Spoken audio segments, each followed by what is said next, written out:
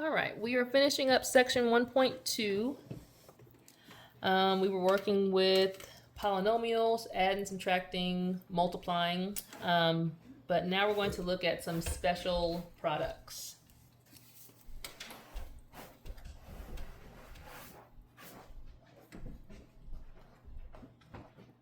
All right, so the products part tells us that we're going to be multiplying, but what makes them special are that there are some patterns that have been identified that can kind of be considered as shortcuts. And so it's going to be to our advantage to really, catch these and be able to identify them and make life a little easier as we continue building on what we've learned. And we have seen these before, but again, this is a good refresh. All right, so let's see.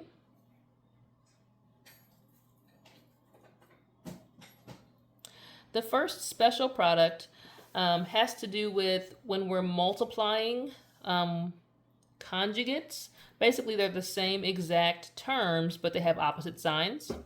That if we multiply x plus y times x minus y, we end up with the answer of x squared minus y squared. So what happened here is that because they were exactly the same terms, just different signs, that the middle terms, after we did FOIL, right, end up being exact opposites. Negative xy plus xy, and they cancel each other out. And we're only left with the first and last term. So because this happens every time we multiply conjugates of two binomials, that we can kind of skip the process of doing all of the FOIL and go right to the answer, okay? So again, we'll see here. This is first special product, and I'll leave it in the XY format so you can kind of see it in your notes. Just kind of what it looks like. So again, we've got exact same terms, just different signs. That what that equals is going to be, oops, I don't even need that parenthesis. I just need to show it's going to be x squared minus y squared. Okay, so ignore that little squiggle there. Right. So then the first example using that special product.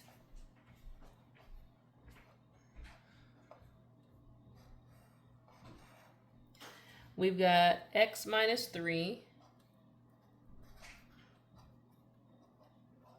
times x plus 3. Okay, now there's nothing wrong with doing it the long way. If you prefer, going ahead and doing FOIL, combining your like terms to get the answer, that's fine. But again, the special product is just a shortcut. So noticing that I've got the same exact terms, just the signs have changed, then I know I'm going to square the first term. So that'll be x squared minus, because it's always minus the square of that last term. So 3 times 3 is 9. Okay? So without having to distribute it all the way out, I noticed the pattern and was able to go right to the answer. Okay? Let's turn the page. Okay? Same special product, just a little more complicated question. All right. This one has x squared plus 4y times x squared minus 4y. So again, just has more letters on it, but it's exactly the same terms, just the sign is different. So I can square the first term, or basically say, x squared times x squared. We're going to add those exponents. We get x to the fourth, and then multiply the two last terms.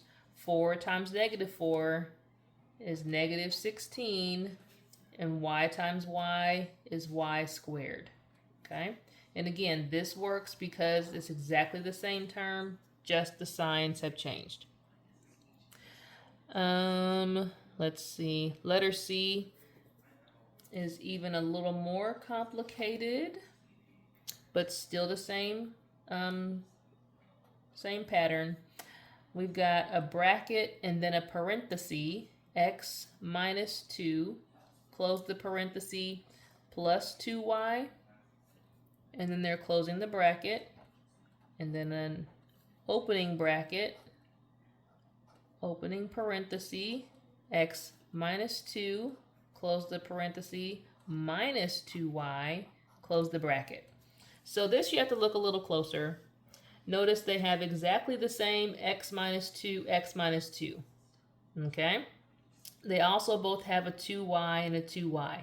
The only thing that's different is that the first one has been added, the second one is subtraction. So I know that this is my first term, x minus 2, and 2y is my last term.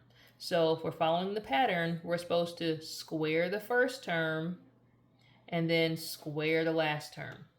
So takes a little more work here, because when we square this one, x minus 2 squared, we're not done with it yet. We're going to have to simplify it a little bit more. But then when I take the 2y times negative 2y, I'm going to get minus 4y squared. Okay? But like I said, we can actually simplify this. We can work out x minus 2 squared. Okay? We would, basically write that side by side. And I'll put it on the side here so you can see it. That x minus 2 squared would be written as x minus 2 times another x minus 2. Okay? And I think this is going to be one of our special products also. That when you're, squaring a binomial, we're going to, do the same type of FOIL. Okay. And we're going to end up with x squared minus 2x minus another 2x plus 4. Okay.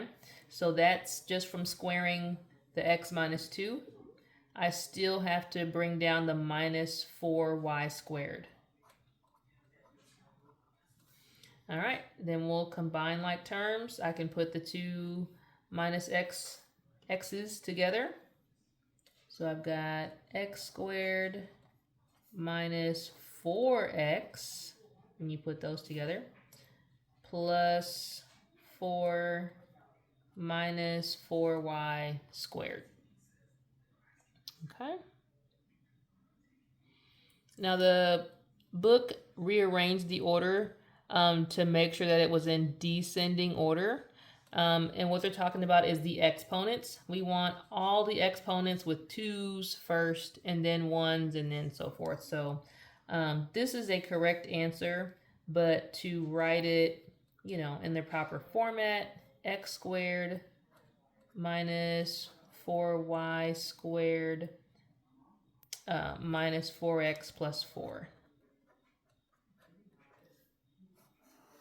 All right. And the next example is kind of what I was saying. They're showing us how to square a binomial, okay? And we kind of saw that here. When we squared this binomial, the x minus 2, the signs weren't different, okay? So the middle terms didn't cancel, but the middle terms were exactly the same. We got the same thing twice. So we were able to add that together, or to double that original one in the middle. So if we happen to notice it, we can use this as a pattern as well. So another special product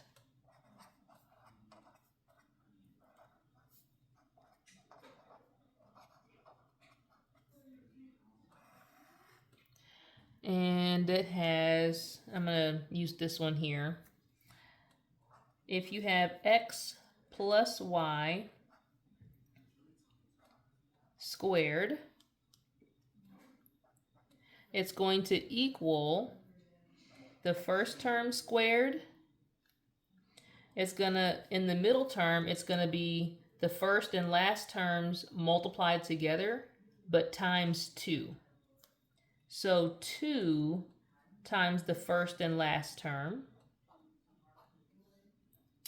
plus the last term squared. All right. Now, like I said before, you can still use FOIL to get all the terms and then combine and have the same answer. This is, again, just an optional shortcut. Okay. So let's take a look at the shortcut for example 1.2g.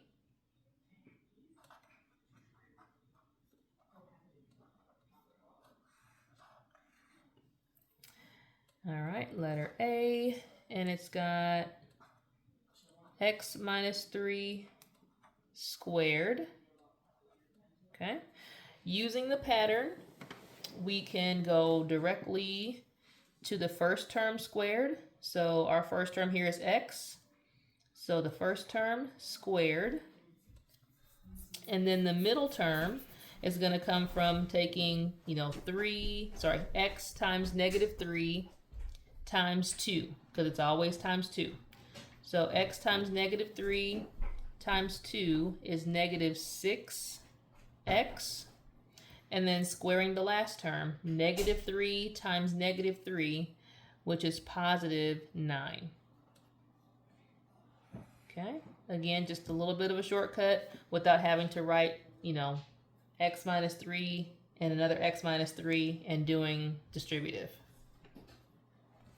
Okay, let's see. Let me pause for a second.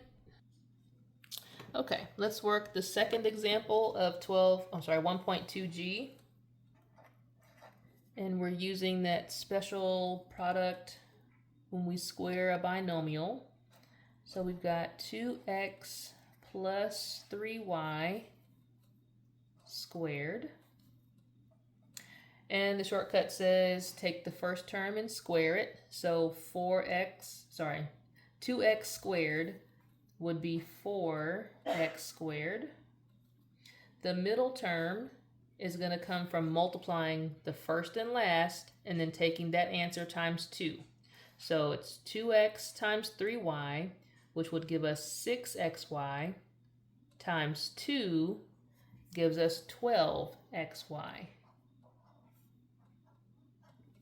And then the last term squared, 3y squared, would be 9y squared. All right, so again, nice shortcut without having to use the FOIL method.